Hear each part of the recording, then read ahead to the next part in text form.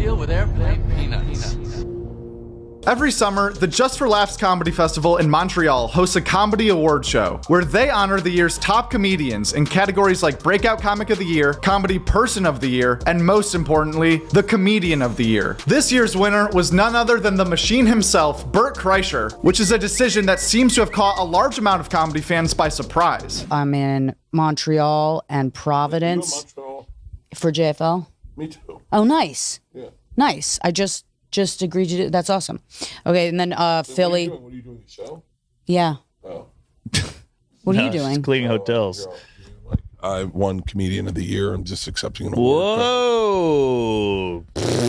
I'm actually just carrying the award out. You like how I have been waiting to say that sometime, so I drew you into it. Are you doing a show? Like, of course he's doing a fucking JFL, show. though. The Comedian of the Year is based largely around what each comic has accomplished in the last calendar year since the previous award show. It feels like most people who were confused why Bert won this award were suggesting other comedians in the comments who they personally find funnier than Bert and think should have won. Obviously, when you see an award titled Comedian of the Year, it sounds like the equivalent of maybe like an MVP trophy in sports, which is supposed to go to the very best player from that season. In sports, those top guys are usually fairly agreed upon, and it's pretty obvious who performed the best based on the stats and the team records. But it's way harder to do that with comedy. Stand-up is so subjective. What one person finds super funny, other people might find completely annoying and cringe. Some people think Brian Holtzman is what real comedy should be. Other people are fans of Hannah Gatsby, apparently, although I'm not technically sure who. If you're JFL trying to give out an award for Comedian of the Year, the only possible way to rank and rate every comic in the world against each other, spanning all these different styles and philosophies, is to just look at the numbers, meaning what did each person accomplish career-wise in the past 12 months. And once you start thinking about it in that context, nobody in comedy even comes close to competing with Bart Crystals. Since 2023 started 8 months ago, Bert Kreischer has been on a tear unlike anything we've ever seen before, including a full-length Netflix special Razzle Dazzle in March, a multi-million-dollar blockbuster movie about his life in May,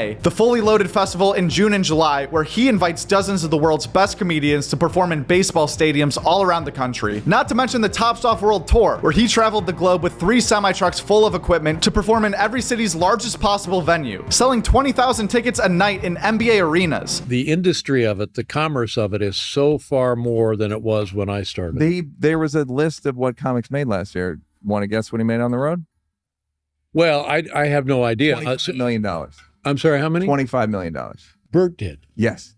Oh my God, good for him. Yeah. When we first posted the news about Bert Kreischer winning this award in our community section, there were hundreds of comments from Joke World subscribers who were saying that they think Shane Gillis should have won this award, which definitely makes sense if your thought process is along the lines of Shane Gillis is the funniest comedian right now, so therefore he should be Comedian of the Year. However, this award seems to be based largely on building a resume of tangible accomplishments that a committee can point to and say this guy had the best year because of this list of things. Not just, well, Shane's really funny on stage and in podcasts, and he has a lot of fans, so he should win. By that logic, Dave Chappelle could automatically win this award every single year just based on the most people considering him the GOAT. I personally feel like the community surrounding this channel has the best sense of humor in terms of which comedians we all support, which is why this upcoming December, we're gonna open voting for the Joke World Comedian of the Year, decided solely by subscriber vote count. That way, this award will be the most diehard comedy fans in the world deciding who the 2023 People's Champ is. Congratulations to Bert on one hell of a year, always pushing the limits of this industry, finding new paths and using his vast reach to promote great comedians. And the craziest part is, it doesn't look like that machine is slowing down anytime soon. There's a brand new comedic short film out on YouTube right now titled Gut Punch that features multiple comedians like Joe List and Riddell Ortiz. The movie is only 12 minutes long, which is the perfect length for a quick watch, and is extremely well produced throughout. Joe List stars in the short film as one of the main characters. The acting is great, the storyline is funny, and overall it's just really well done. If you want to support more independent projects, you can find Gut Punch right now on John Ryan Sugimoto's YouTube channel. Guest spots from last week: The Joe Rogan Experience had on Jim Gaffigan, YMH talked with Tony Hinchcliffe, Mark Norman was on Are You Garbage, Steven Soderbergh was a guest on Whiskey Ginger, Kill Tony this week was with Don Barris, Two Bears One Cave was Bert and Rob Lowe, Flagrant had on Gideon, The Blocks Podcast talked with Tom Segura, Jeremiah Watkins was a guest on The Heartland Highway, We Might Be Drunk was just The Boys, and Sebastian was a guest on Tiger Belly. So, like, you never probably smoked weed before it was legal.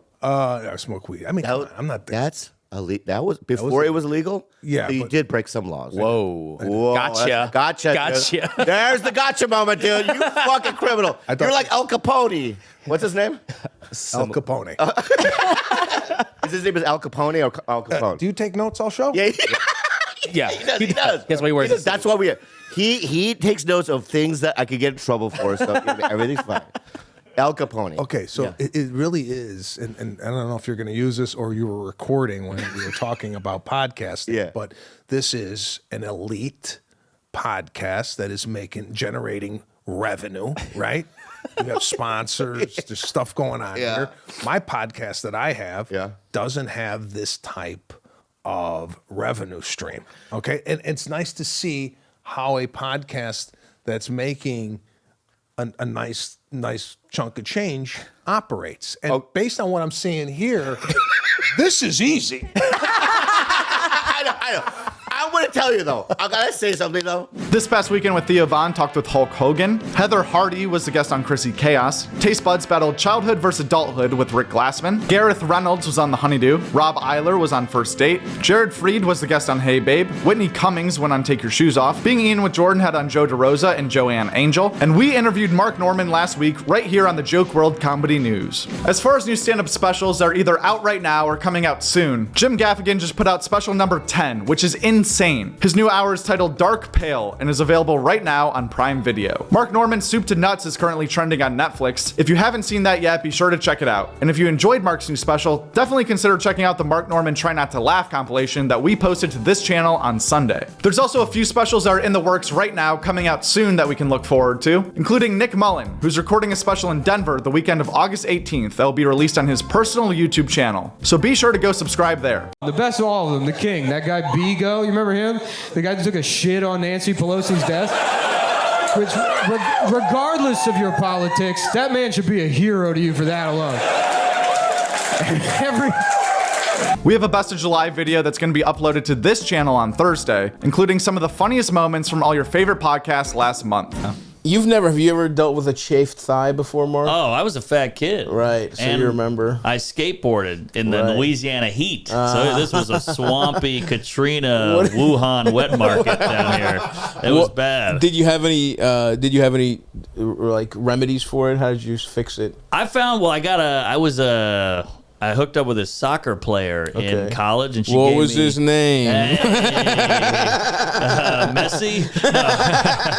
Be sure to subscribe to Joke World right now and turn on the post notifications if you don't want to miss that video. Other than that, there's even more comedy content on our second channel, Clip World. You can go subscribe there. You can follow us on Instagram if you just want some more Joke World comedy news style videos and, content in your life. Other than that, thank you for watching this video and have a great week. At Joke World. That's it, at Joke World. And the world is WRLD. That's a great YouTube channel, Joke World. Check it out.